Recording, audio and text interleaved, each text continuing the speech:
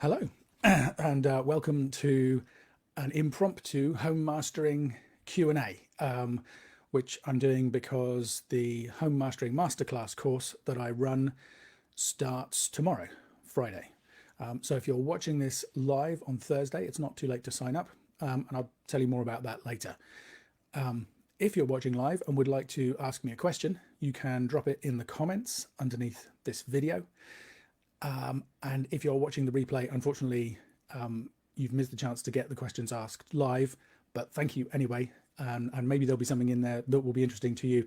Feel free to send me a message or leave a comment anyway, and I will answer as many of them as I can. So before I get too far into this, perhaps if I could ask somebody to leave a comment on the video, just so that I can make sure that you guys can see and hear me okay. That would be very cool and helpful. Thank you. And I will just keep an eye on things here in the meantime. Oh, I can see myself playing in a little window down there. Let's just... And I can hear myself if I turn the volume up. So I'm going to assume this is going okay, and we will get straight into the questions. Oh, Kevin says, can see and hear just fine. Thanks, Kevin. Okay, and in fact, I'm pretty sure Kevin has the first question, which, there it is. Hey Ian, what's your view on getting good, clean reference tracks? I've been using Apple Music, recording the reference track I'm trying to get similar results to on full volume into my DAW. I use UAD Apollo virtual routing and then use that as a reference track. My question is, hasn't the Apple limiter already been applied? So I'm in essence applying additional limiting to my track, something that I recorded into my DAW and applied the same limiting to, only for the streaming service to possibly limit it and turn it down. Great question, Kevin. Let me just kind of fill in a little bit of the background details there for anybody who hasn't been kind of following me or know what I'm suggesting when we're mastering. I think using reference tracks is a really powerful technique to overcome all kinds of challenges. If you're mastering in a home studio or maybe on headphones or in some other environment, if you're not sending your music away to a pro, the question is, how do I know what I'm hearing? How do I know that what I'm doing is right? How do I know when there's too much bass? How do I know when it's loud enough? How do I know when it's too loud? It's really hard to have that confidence if you don't have a ton of experience. And a great way to get that confidence and to figure out the answers to all of those questions is to use a reference track. So you find something that's kind of similar to the thing that you're working on, you bring it into your DAW and you compare it with whatever it is you're working on. And I think before I go any further, I should say it's really important that you loudness match when you do that. And what I mean is, any mastered song that you're comparing your mix with will probably be way louder because that's the trend these days. Even if it was mastered at what I consider to be conservative levels and in the sweet spot, it's still probably going to be way louder than your mix. And if you just to compare those two without trying to balance the loudness in any way, the louder one is just going to sound better to you automatically, and it's going to be demoralizing and it's going to be misleading because you're going to think it sounds better in all kinds of ways that maybe it doesn't really. The loudness fools us. This is this thing called I call the loudness deception. So you can either just turn down the reference track, the mastered, the louder version by ear, or you could use a loudness meter. You could measure the integrated LUFS over the whole song and use that as a reference level. Doesn't really matter, but it's important that you don't just kind of put this reference track in it. I mean, one important thing is that, let's say you really like the song, but actually it's a bit louder maybe than would suit your song or than you would perhaps choose. If you don't adjust the loudness of the reference track before you start work on it, then you're going to be chasing the same degree of loudness and might apply all kinds of processing that actually you would prefer not to, or it makes it harder. The louder you want to go, the harder it is to achieve a great result. So and then you have to decide, well, how much am I going to turn it down? What kind of reference level am I going to put it at? And I would suggest, as a rule of thumb, if you set the integrated loudness of what you're listening to -12 LUFS or thereabouts. If it's a loud song and it's loud all the way through, you could push that up to -11 or -10. Those kind of levels, I think, they're going to be loud. They're going to be competitive. You're going to achieve the right amount of. There's all kinds of benefits, byproducts to making things loud, like kind of gluing the song together and giving it more consistency and helping with translation, that kind of thing. So the processing that you use to get it to that kind of level will be worthwhile without kind of going over the top and sucking all the life out of the track, removing all the dynamics, and possibly damaging it in the process, and having it turned way down by the streaming services, which kind of feels counterproductive, which is what Kevin's saying. So that's the whole thing of using reference tracks, the benefits of using reference tracks, why you might want to do it. What Kevin is saying is, where do I get those tracks from? Where do I get a high quality source? Ideally, if you have a CD, then that would be a great way to get a reference track. If not, then a high quality file from somewhere like Spotify or Apple Music or wherever is a reasonable reference to use. Bear in mind that they go through this lossy data compression. It's MP3 encoding or OGG encoding for Spotify or AAC encoding for Apple Music. The file gets scrunched down so that it takes up less bandwidth, and you lose some sound quality in that process. Typically, you're going to hear it. Maybe the stereo field will sound narrower. You might lose some bite or some clarity or some space or openness in the mix. It might sound a little less lively, all of those kind of things. But in terms of a general EQ balance and an idea of how loud it is, that's a perfectly reasonable thing to do. Even better would be to use a lossless source for your reference tracks if you can get them from one of the services like Tidal or Quobuzz or HD Tracks, one of those online sources. I mean, if you're working for a client, ideally you would get them to send the tracks to you. But if you're working on your own stuff, I think there's a gray area in terms of recording the audio from something like Tidal, because you're paying for your membership to stream the music, not to have a copy of it. So I'm not going to recommend that because I don't want you guys to get in trouble with the copyright police. Ideally, order a CD off Amazon. But in terms of quality, a lossless streaming service or even something like Apple Music is going to be fine. So then getting down into the real nitty gritty of Kevin's question about the will there be any extra limiting applied by Apple? I mean, first thing to say is Apple Music doesn't use a limiter.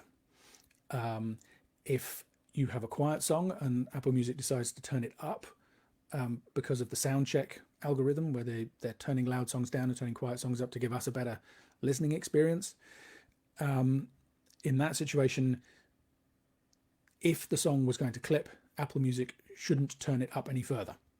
So if your song was at -20 and the peaks were at -1, as soon as you turn it up a couple of dBs, it could potentially clip. Apple should stop that from happening. What I would say is it's a little bit buggy in my experience. So sometimes you will see things where that doesn't quite work, but the intention is that it shouldn't clip and there should be no extra limiting. Spotify is different. If you have a quiet song on Spotify and it gets turned up, they have a limiter so that they can keep turning the loudness up and it won't clip. The limiter doesn't sound great. So that's something to be aware of. Going back to Apple, the one bit that I'm not quite sure about is, and again, we're getting right into the woods straight away, but whenever you encode a file to a lossy format like AAC on Apple Music, you're throwing away 90% of the data, not 90% of the sound, but 90% of the original audio data. That involves some fairly aggressive processing, really aggressive processing, in fact.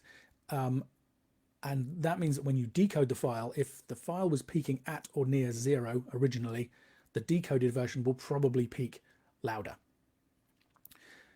That's not necessarily a problem. You could turn it down, except that most of the mainstream decoders will immediately save that file as either 16 or 24-bit file in the memory. of your computer. And at that point, all of those peaks above zero get lost. So that information gets clipped, and it could potentially add extra distortion to the song that wasn't there originally. That's a shame. It'd be more sensible if they turned it down first, since almost everything gets turned down. But that's not the way that the decoders and the players currently work. So that risk exists. What I don't know, Kevin, is what Apple do. Pretty much everything else about Apple's processing chain is 32-bit floating point, which should be able to cope with those peaks going above zero. They may well turn the songs down first, or perhaps they use a limiter in the reduction process down so that those peaks are reduced as cleanly as possible. I'm not entirely sure about that. So, you know, I think it's something to be cautious about. And the way to avoid that completely is to get some kind of lossless source like a CD. In practice, how much can we hear that extra either clipping or limiting? Because it's typically the stuff that was really loud to begin with that this happens the most with. So which one of those is more significant? I think there's an argument to be said that actually the process of reducing it to an AAC file or whatever it is changes the sound more than what might happen at the decoder.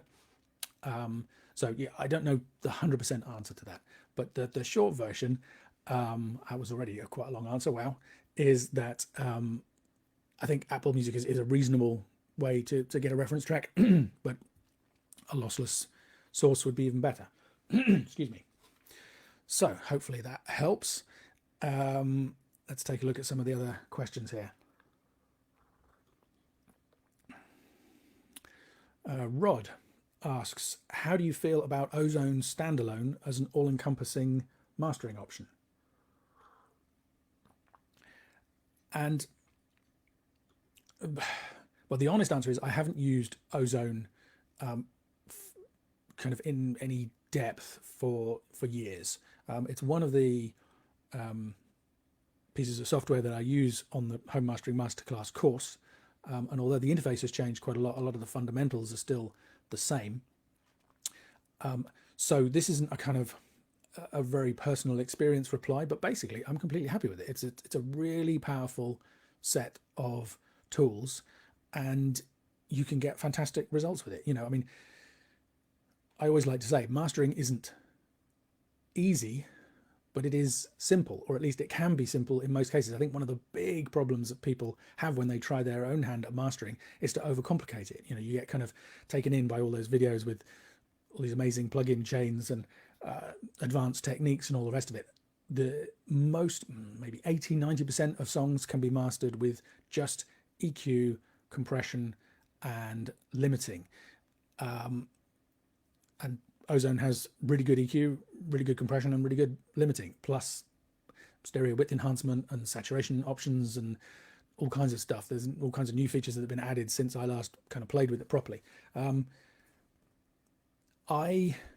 This is a personal opinion. For me, the limiter is very good. It's very clean. And I always have a tendency to push it too hard because of that. But I believe you can tweak the settings to get around that. So I don't think you should take that as that's just something that I kind of noticed myself when I was using it. So yeah, I think Ozone is a great solution. Isotope makes some fantastic software. I use Isotope RX all the time for restoration and kind of forensic stuff when I'm working. Yeah, Ozone can be a great choice. So I hope that answers the question, Rod. I can see some more questions coming in here. Hello from Indonesia. Hi. Thank you for the mastering show. My pleasure. I'm glad you like it. Okay. Oh, a Dither question. Shall we leave Dither for just a little bit later? I'll try and remember that there's Dither. Feel free to ask questions yourselves. Just I think you probably, I'm going to skip across to, I shared this post in a few different places. I'm not entirely sure where the comments that you post under the shared version will come through to me here. So I'm just going to quickly do some checking.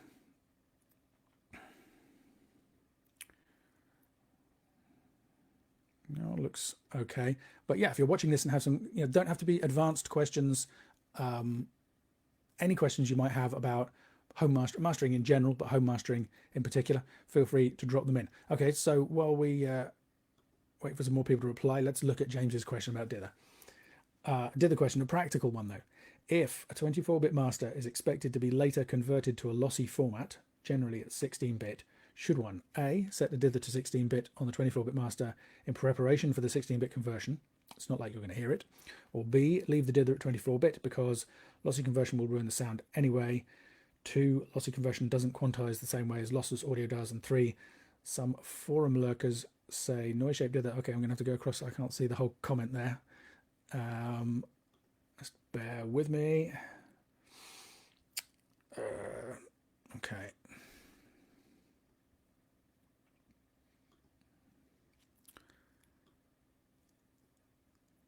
Some forum lurkers say noise shape Dither can confuse MP3 encoders.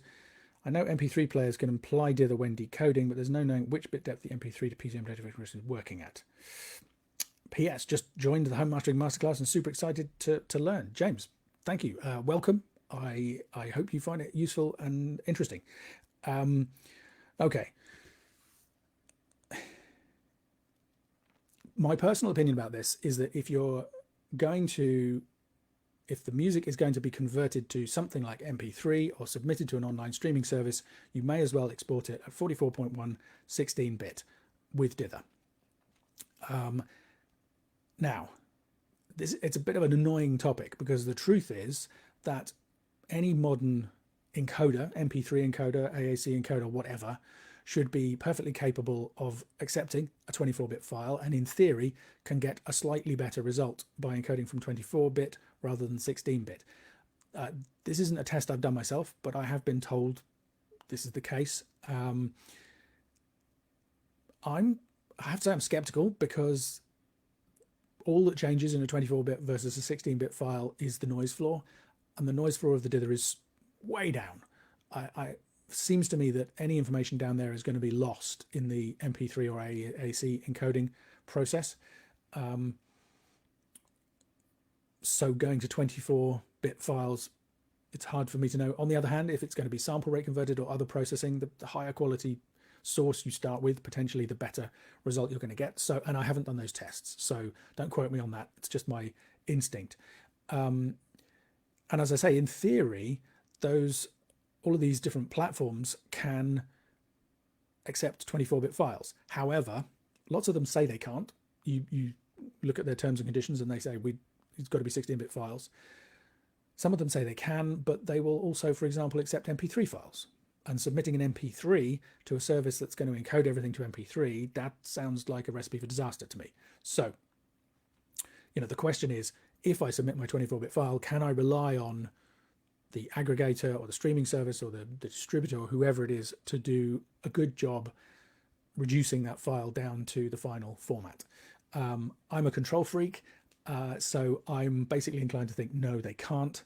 And for that reason, I recommend to all my clients that if they're going to submit it to wherever it's going to be, go with 16-bit 44.1. I'm not convinced you will hear a dramatic benefit by going with the 24-bit file.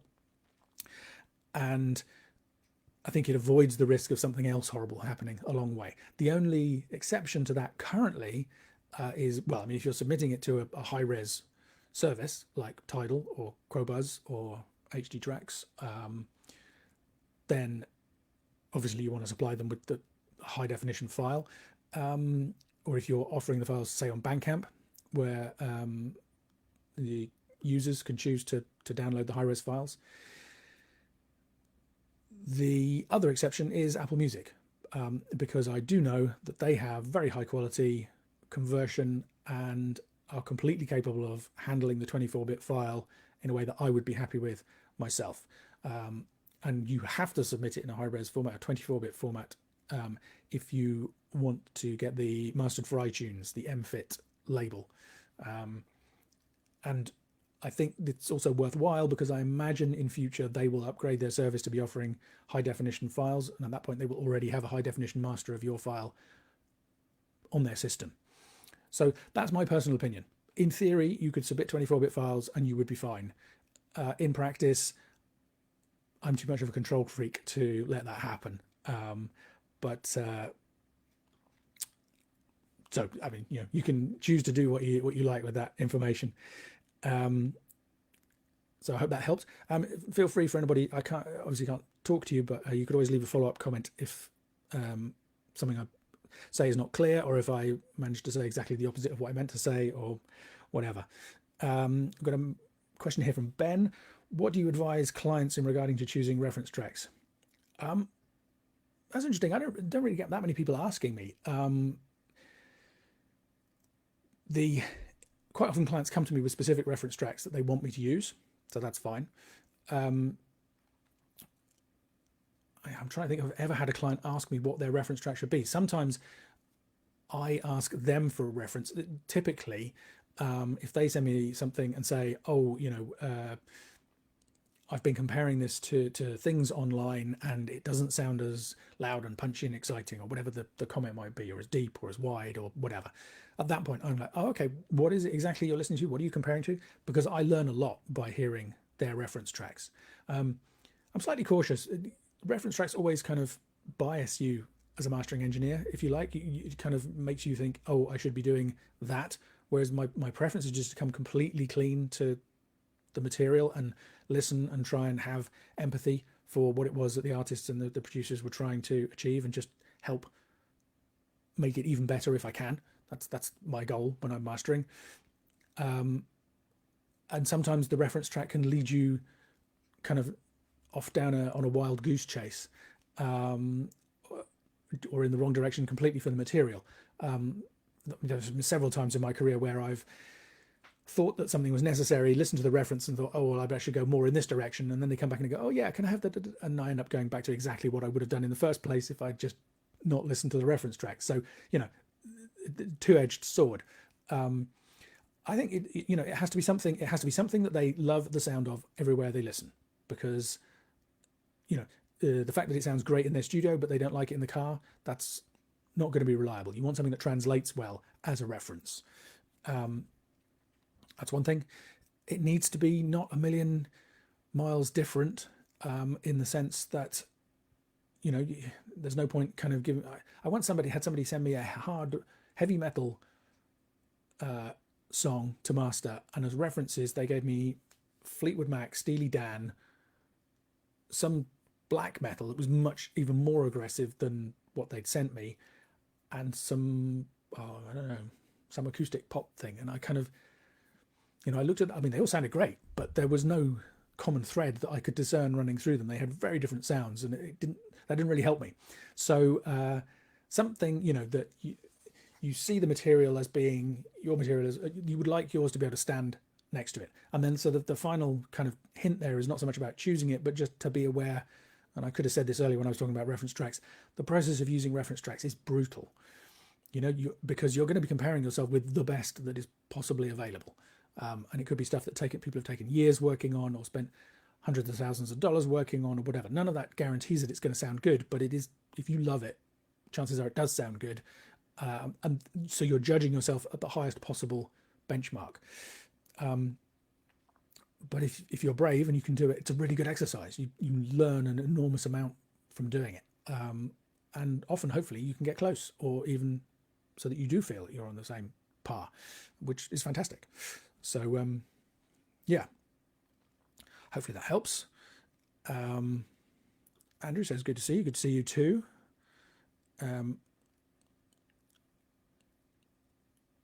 Let's look. Jason asks, I have a problem with 2 tracks that only have guitar and vocals. These 2 tracks sound way louder and fuller than the other tracks on the album. So I've mastered them using my ears alone to a similar feel and sound. But on paper, looking at stats, these tracks are now not quite peaking above minus 6 dB.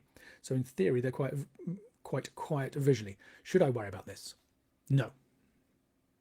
Next question. Okay, slightly more detail. No, absolutely not. You've done exactly the right thing. What you're hearing there is something that Bob Katz refers to as the acoustic advantage. And it's just a kind of natural consequence. If you have a gentle acoustic ballad, in the real world, it would sound much louder, much quieter than a heavy metal track with, a full or any kind of full arrangement with guitar, bass, drums, vocals, keyboards, all the rest of it. So you would expect to have some headroom, unless you've kind of got some kind of really spiky percussion thing in there. You know, let's say it's a vocal performance with a synth, just with a kind of a string pad or something, something very soft and gentle. You really would have very few peaks in there, so the peak level could be quite low. If you lifted that up, so here's the top of the digital scale, and your heavy metal track is crashing away at the top of it, and then you have this acoustic performance down here, and the peaks only get to here. If you lift that up here, it's going to sound as loud as the metal track, and in comparison, that's just going to sound wrong, because in the real world we don't hear things. Now, here's a little secret tip for you in terms of mastering. In reality, so maybe the real contrast, you know, the metal tune is up here and the acoustic thing's down here, you might still want to master it kind of there, because that will help the translation. That will help it being heard in quieter environments, on, you know, lower quality reproduction systems, all the rest of it. The trick is to get the difference right, so that it still feels quiet, even if it's not technically as quiet. But yes, using your ears is perfect. If it works for you using your ears, and it works when you listen in the car and everywhere else, you're good. You can also try, well, you know, if the loudness is going to be different, meters probably aren't going to help you that much. So yeah, I would definitely go with your musical judgment in that case. Jason, well done, carry on.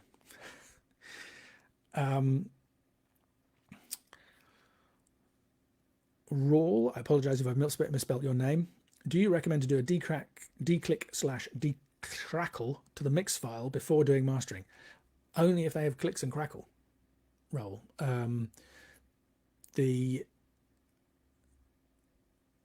But yes, if they do, so a common scenario, you don't often get stuff with crackle unless it's been deliberately applied as an effect, or perhaps there's lots and lots of kind of gritty, saturation-y distortion, in which case it was probably intentional, so you probably shouldn't be getting rid of it. Or if it's kind of come from some vintage source. So most tracks come in fairly clean. What you do quite often get is occasional clicks, and they could be edits in tracks. They could be, you know, acoustic clicks on some live mic somewhere. Maybe they're vocal clicks in the vocal performance. All kinds of reasons you might have these little noises in there, and I would definitely take those out first in the process. You may not notice them until you're mastering, because let's say it was quite a warm track and you end up adding lots of air to it. That will bring all of those things out, makes them much more noticeable. So you've noticed them in the mastering process. At that point, I would pause, go back, declick the original file, and then bring that in and carry on working. That saves you work if you have alterations to do, but it might be annoying if they sent in another mix that still has the same clicks, but then maybe that's a case for you asking them to sort the clicks out. Also, I think in theory, you know, any processing you do might change the sound of what you're doing and make it either harder for the algorithms to do their work, to clean it up, might make them harder to find, and it just feels right to me logically to kind of, you know, get it right at the source. The source is the file has some clicks, declick the file, then move on. So yeah, that's how I would do it. But I wouldn't routinely declick or decrackle anything unless I thought there was some kind of problem. And if I do get clicks and crackle, I would completely lost my thread. If I do get them, I would always check with the client first, in case they added a vinyl plugin, or for some reason they love that quality about it. It would always be a question. It'd be like, oh, there are a few clicks and some buzz or some hum or whatever. Would you like me to sort that out for you? So good. Peter says, apologize if that's not how your name is pronounced. Another question on Dither. When to put it when doing sample rate conversion? Afterwards. So typically sample rate conversion, even if you start with, say, a 16-bit file, most modern processing will turn the sample, will change the bit depth to 32-bit floating point. At that point, you can look, and sample rate conversion is another thing that can generate peaks above 0 if the original file was peaking very close to 0. So check for that and either apply a gentle limiter or reduce the gain slightly, however you decide to handle it. And then apply dither at the point where you save back out to 16 or 24-bit. I mean, so if in a mastering session, typically dither is going to be the very last thing that's done and only needs to be done once. So you have the source files, they come in. If they're the wrong sample rate for the overall project, let's say you have the majority of the songs are at 96 kilohertz and you've got one that's at 44.1, I would upsample that to 96 kilohertz so that it can sit alongside in the session. At that point, it will be saved as a 32-bit floating point file, which is fine. I can bring that in. That means that the peaks, any peaks above 0, are handled cleanly and can just go forward into further processing on the song. And then it can just be saved as part of the project.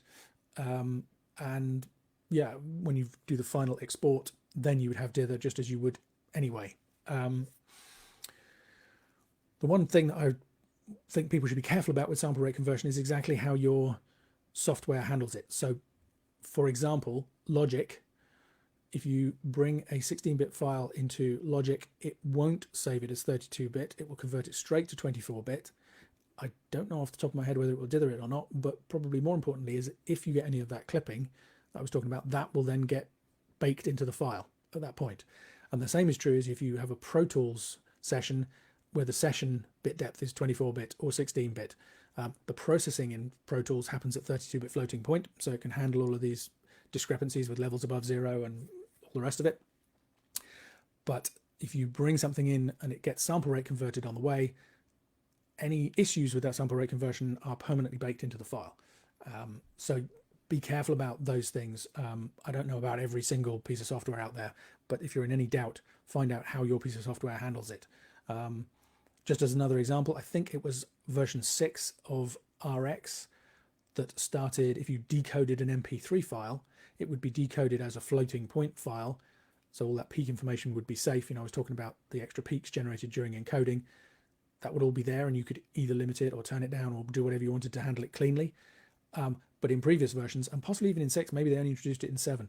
Anyway, in an earlier version of RX, same thing happened. It was saved to floating point and anything like that clipping would get baked in. So that's something to watch out for. Time for a slug of coffee. We've got a follow-up from Ben about his reference track question. I've asked for a reference track and they say, how should I pick a reference track? So hopefully I answered that. You know, it wants to be something that they love, something they like the sound of, and something that is reasonably similar to the thing they're sending you to master. That doesn't have to be that way. You know, I know I mentioned the guy who sent me 5 or 6 different references and I felt lost. You know, one of the things is just to say, well, tell me some stuff that you like. You know, what do you listen to and what would you like your stuff to sound like? It's interesting when I do the Home Mastering Masterclass course, one of the first things we talk about in the course is setting levels and how to choose your loudness and how to achieve that, and using reference tracks. And I tell people about adjusting the gain, and sometimes they tell me that following the guidelines that I've suggested on the course, they're finding that their reference tracks are actually causing clipping. And that tells me that the reference tracks they're choosing are more dynamic. Often they're from maybe the 80s or early 90s, where the loudness wars hadn't really kind of wound up to full tilt. So yeah, that's a case where their preference is determining, you know, how they would like to master it. So if your goal is to sound like that, then you're talking about one set of reference tracks and one loudness and possibly even one kind of type of EQ. Whereas if you're using a really modern pop track, then the loudness is probably going to be much louder. There's probably much more saturation, could be much more hyped sound. That involves a whole other level of set of decisions, if you like. Sorry, I keep knocking the mic. So yeah, hopefully that helps. Aaron, thank you for the Q&A. We'd love to keep hearing these. Well, if people, I can't see how many people are watching and what's going on with this, but I think I get some stats afterwards. So yeah, if people like it, then I'll certainly try and fit some in. I think, did I do a question from, oh, that was a different Jason. Okay. I've lost it. There it is. Jason, right now, I'm making mixturing. I'm mixing with a clipper. Okay, here you go. Let's make this real, right? We had some friends over to stay recently, and they were sleeping in here on an airbed. And the airbed, I didn't have time to roll it up. It's because this is my home studio. I'm just going to move this. The airbed just collapsed. I put it out there, so it was up the back of the room before. The realities of working in a studio from home. Completely lost my thread. Right now I'm mixturing. I'm mixing with a clipper and a limiter chain in the mastering bus, so that way I try to get the loudness and best sound possible through the process.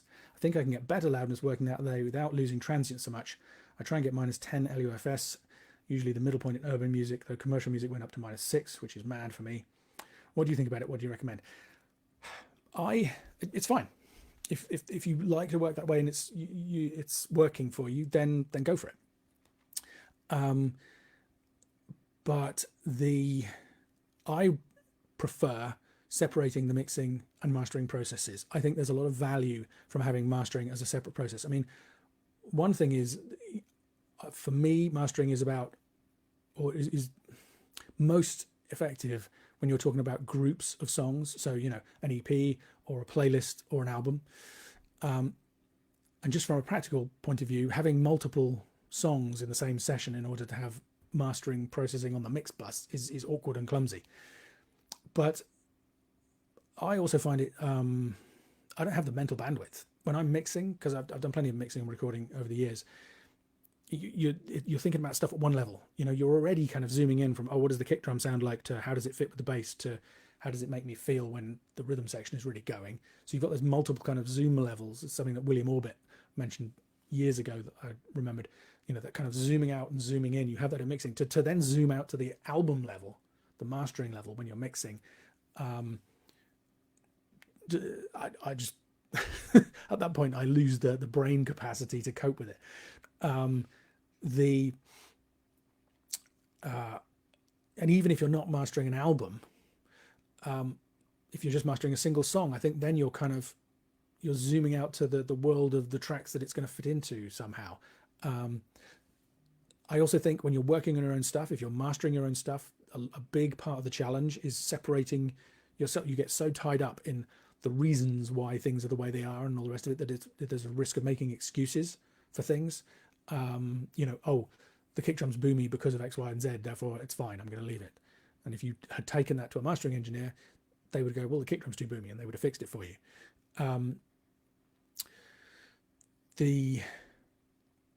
So I think having some distance is really valuable, and one way to do that is to save the mix as a stereo file, leave it for a few days, and then bring all of the stereo files back in and start working on them, or even if just the one. Mastering is a completely fresh process. You might end up going back to the mix stage to make some tweaks, but that's okay. I think that works better, and I think listening in that way, just afresh, as I say, it's really valuable in terms of getting some perspective, because it's one of the most important things about mastering is if you go to a mastering engineer, if you bring it to somebody like me, it's an important part of what I bring to the whole thing is just to kind of look at it and go, oh, well, I think this, regardless of anything else you've done. I don't know any of the story of this, or I just think my intuition is that you're trying to achieve this, and it would work even better if we did this. And that's hard enough to get on your own material, possibly in the same place where you mixed it. Makes it even harder if you're trying to do it while you mix it. Having said that, if it works for you and it's not frying your brain, then I don't see any particular reason, any practical reason why not to. But it's not my preference. How many more? Plenty of questions coming in. Alistair, on the subject of submission to Tidal, etc., do third-party companies process the audio? There's a company, Amuse, who do a free service and says we need to send a 16-bit 44 kilohertz. Then I read the likes of Spotify accept 24-bit 48 kilohertz MP3s. So I touched on this earlier, Alistair. It's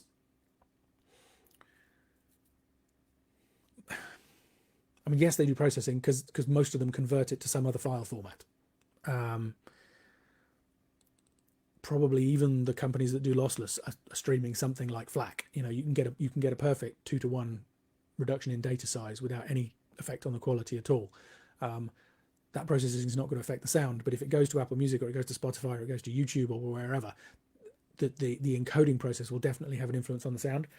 And I think most of those, if you submit something different than what they want in the end, they will then process it.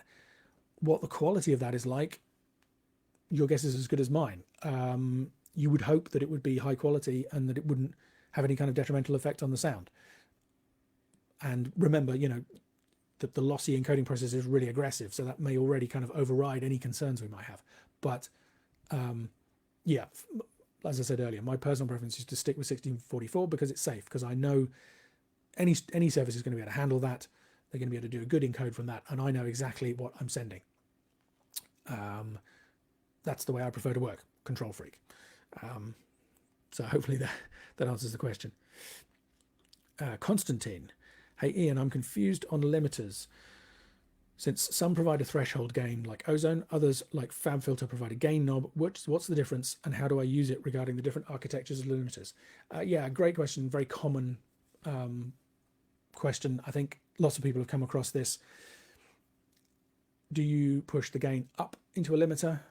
Do you pull the threshold down? When you pull the threshold down, what happens to the output level? You know, does the overall level come down? When you turn down the output ceiling, what happens? And the trouble is there's no one rule, but they all work a little bit differently. These days, there's no real difference between the results you should be able to get, though. So my recommendation is that any file that you master should peak no higher than -1 dB true peak. Some people say 0 dB true peak. I like to play it safe. I don't master super loud, so the extra dB doesn't, or the 1 dB less doesn't really trouble me particularly. And it means you're absolutely safe in terms of encoding, particularly at even lower data rates. You know, that talked about it earlier. Your file is going to get smushed into an AAC or an MP3 format or whatever. We don't have any control over that. We don't have any control over the quality of that or the results that it has. With the peak level at -1 true peak, so measured with one of the modern loudness meters, in my experience, with kind of mastering levels -12, -11, -10 for the loudest stuff, you're not going to get any significant decode problems. You might get the odd little peak here and there, but it's, you know, not kind of continually pushing over 0. So you avoid that risk. It can sound great. It can sound clean. It's a recommendation for iTunes anyway. I think it's a recommendation for Spotify these days. I think it's just a good idea. So you might have a limiter where you have to turn the output ceiling down by -1. And when you do, you might find that the gain reduces by 1 as well. So literally it just turns the output down. Or you might find the output ceiling goes down by 1 and you start to see peaks that were otherwise hitting 0 getting a dB or so of limiting because you've reduced the space there is for the music to be in. Either of those are fine. You just need to know which one that it is. So FabFilter, you turn the output ceiling or whatever they call it down by 1. You don't get any extra limiting, but it sounds quiet. So if you want to hear unity gain, you have to add a dB of gain at the input. So then when you bypass a limiter, you'll hear no loudness change, but you'll see an extra dB of limiting, but not until you push the input gain up. Other ones, like I think Ozone, you pull down the threshold, and certainly the Waves limiters used to work like this. I haven't used one for ages, but I imagine they still do. So you pull let's say you pull the threshold down by -1, that automatically turns the input gain up by 1 dB to compensate. Yes, I think that's right. Anyway, you pull the threshold down and the gain goes up, but the output is still at 0. So if you wanted that -1, you would also have to turn the output level down by 1. I'm talking about this and I'm thinking it's not going to be any help to you at all. Constantine, I agree. It's confusing and it would be better if they were all standardized. But it doesn't really matter. And that was my point I was going to make. Back in the day, if you didn't have floating point processing, earlier versions of Pro Tools particularly, if you pushed the input gain up, there was a risk that you would clip the input to the limiter and it wouldn't actually be limited. It would just get clipped at the input. These days, 32-bit floating point architecture, in all these pieces of software, those peaks should be retained cleanly. They'll end up in the limiter. The limiter will go, oh, the peaks are going above the threshold, even if it's at 0. So I'll apply some limiting and you get a clean result. So I think it's not crucial to agonize over those things, but do be careful if you're using older plugins that might not have that 32-bit floating point processing. Hopefully that helped a bit, maybe. Adam says, just tuning in now, don't be mad, but how much music can a quality mastering engineer improve? Oh no, not how much music, sorry. How much can a quality mastering engineer improve an average mix? An average mastering engineer can do an average job at making an otherwise dull or average mix quite exciting and polished. Is it reasonable to assume that a quality engineer, like yourself and others, can drastically improve an average mix? I think it depends how average, Adam.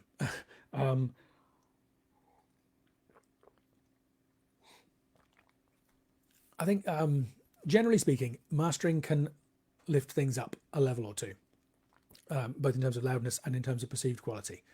I've had mixes where, well, the one that springs to mind is it was a reggae tune I was remastering for, I've forgotten the name of the label. Doesn't matter. It was a vinyl dub, come off a single, been copied onto an analog tape. I had the analog tape. I played it back. It had no bass, but it was reggae. I ended up adding 36 dBs of gain at 40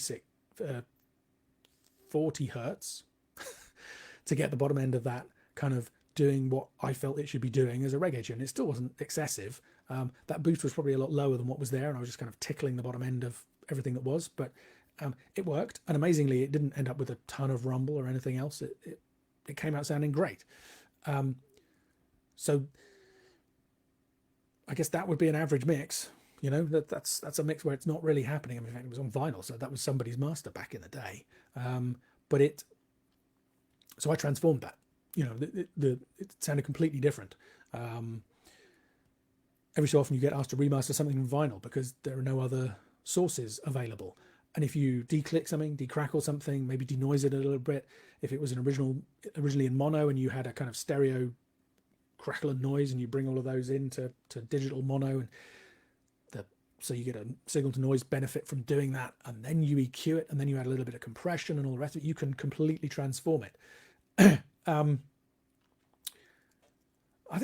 I feel like I can make a big improvement to most stuff that comes in. And I think part of that is because often small changes have big results. Even if you get something that sounds really pretty good, little changes over the course of an album can add up to create something that's so much better than it was. Even some things that come in and sound amazing. Quite often I've had somebody bring in an album, I listen to it, I go, well, it sounds fantastic. I don't need to do anything to this. And the clients, you know, will usually say, well, we're here now, go on. What would you do if you were going to do anything to it? So you kind of go, oh, okay, and you start, and then before you know it, 5 or 6 hours have gone past. You've been as in depth as you have with anything you ever work on. The changes are tiny, but when you come to listen to them, the flow and the kind of the integration and the translation of it all works so much better. It's one of those slightly mystical things about mastering that I really love, is how much of impact little changes like that can have. So,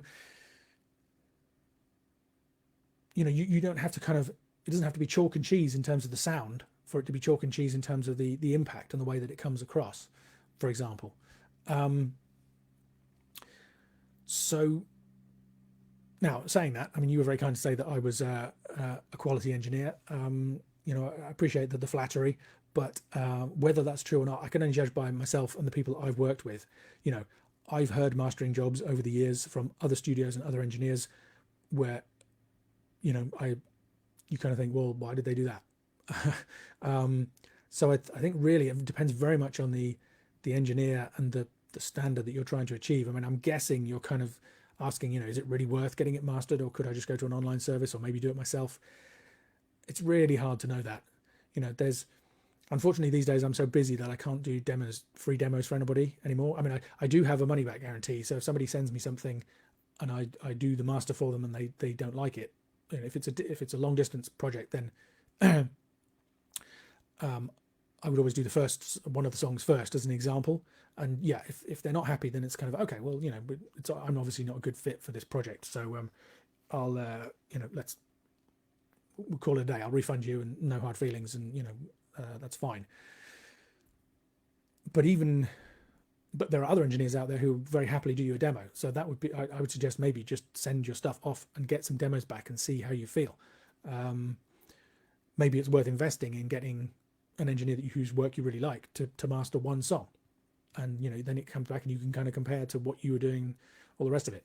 I think a poor mix, a poor recording is never going to make a great or fantastic master. A good mix can be mastered to sound very good, really good, maybe fantastic, depending on, because there's all kinds of things that can be, just for example, say you've got monitoring where the bass and the tops, the highs are really hyped.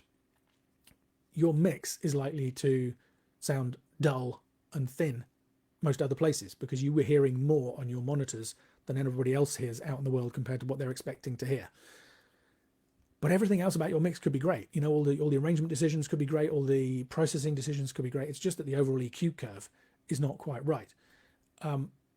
Any mastering engineer worth his or her salt will be able to deal with that problem and suddenly reveal how amazing the mix was after all. And that, so this really is a kind of it depends question. It's, what is the potential of the material you've been given? And then is the mastering engineer capable of achieving that potential? It's a tough question. Hopefully some of that waffling helped. Good. Okay, so we're coming up to the hour mark, so I think we'll just do a couple more and leave it. Sirgadora says Pro Tools is 64-bit floating point. That's absolutely true and utterly pointless, in my opinion. No, I don't know that, but I think it probably is. Aaron, I understand most platforms will normalize to roughly -14. How does this really affect my mastering? Shouldn't I compress my track as much as needed to get the desired sound, not loudness, even if it's louder than that target? It'll only be turned down, but still have the feeling I wanted. Not talking about justifying compression to the point of losing dual dynamics. Thanks. Aaron, I completely agree. I've done blog posts about this. I've done videos about this. The reference levels that the streaming services use, which are roughly -14 LUFS, give or take a few, they're not targets. Nobody said you should master your music to hit those targets. What I think is valuable is to be aware of what those reference points mean for your music. If you master something 6 dBs louder than the reference target, it'll get turned down by 6 dBs. If you still like the way that it sounds in comparison to the other stuff that's playing back on the service, great, go for it. You might not. You might find that if you back off all of the processing and do one that's only 3 dBs above the reference point, you prefer it. If so, that's valuable information to make. In the same way, if you have stuff that is below the reference point on Tidal, YouTube, I forget exactly which ones, but only iTunes and Spotify turn up quieter songs. iTunes will stop turning them up if it causes clipping. Spotify will add limiting to get it up to that level. All of this is valuable information. That's why I worked with Meterplugs to make the loudness penalty website, www.loudnesspenalty.com. I'm sure lots of you may already know about. It's not so that people can aim for targets and come out with readings of 0 across the majority of the platforms. That's not the goal at all. It's just so that you know, okay, mastering my song like this, it is going to get turned down by 4 dBs. I can preview it. I can listen to other stuff, reference tracks on the same service in another tab in my browser. How do I feel about the way that sounds? Am I happy? Yes? Good. Move on. Go with the musical decision.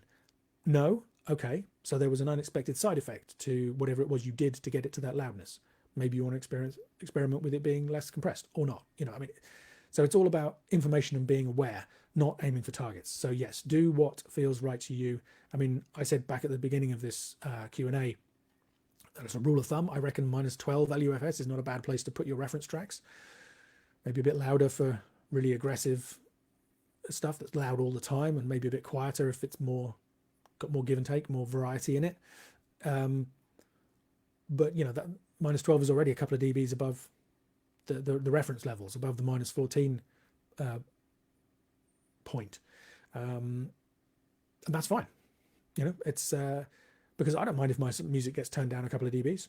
When I start to see, if I start to see 3 dBs or more gain reduction, then I start thinking, well, maybe I'm just missing an opportunity there to have a bit more peak headroom and make use of that.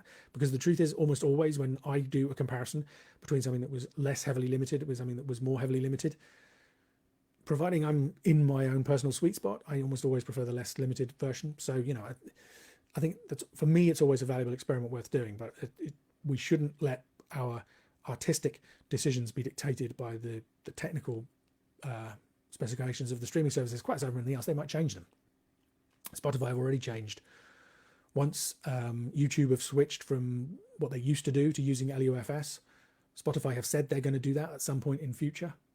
So, I think on the one hand, it's valuable to know what's going to happen to your music online when it's streamed.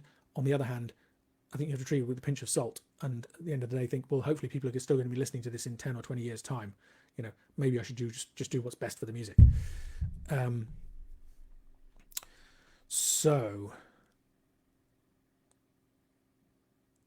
Okay, we got lots more questions, and I'm not going to have time to answer them all, I'm afraid. So I think I will leave it there, because that's a nice place to put to leave this, I think, on doing what's best for the music. And but I will try and give some brief comments, answers in the Facebook comments afterwards for you guys. And if you found this interesting, found it helpful, liked the what's going on here, then you might be interested in the Home Mastering Masterclass course. It starts tomorrow.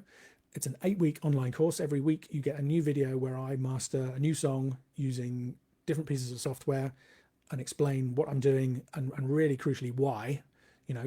With all of this stuff, I think it's not so much about what you do, it's why you do it that way. It's not kind of how loud do I make the song, it's why have I made it that loud, and what benefits and what downsides does that have.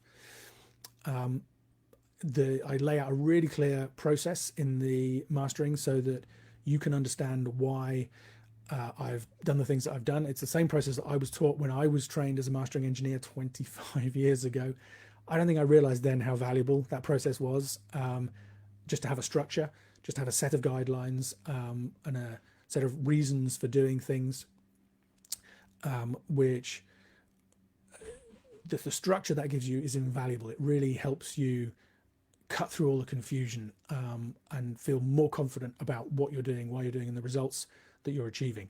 And we have Q&A sessions. You can send me emails, ask questions. There are interview MP3s with the people who contributed the tracks where I talk to them about their relationship with mastering, what it means to them.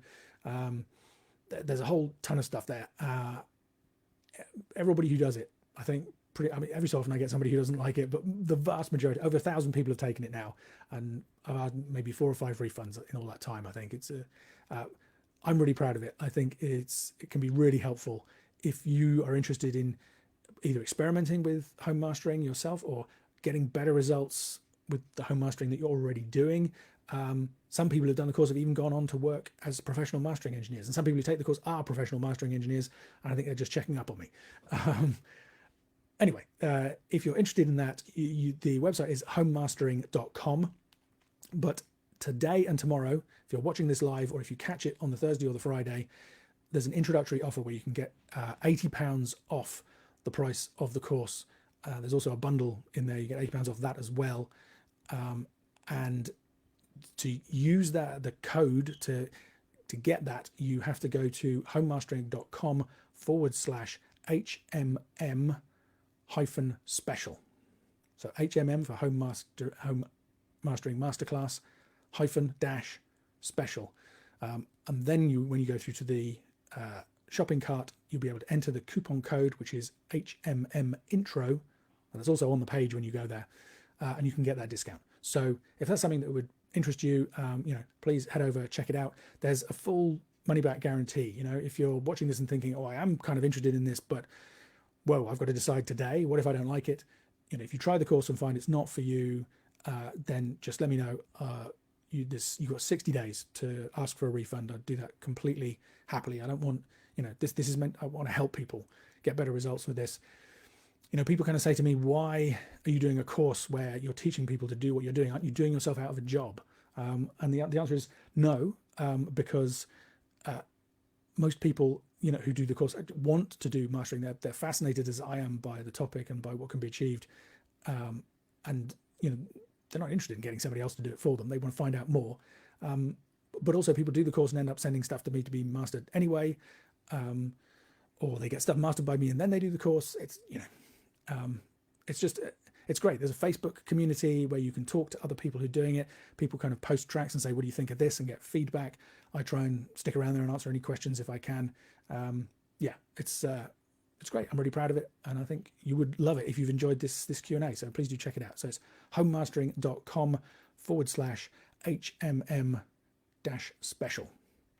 And actually, I will post that. In fact, I did post that. It's in the description of this video, so you can just go there and click straight through if you would like.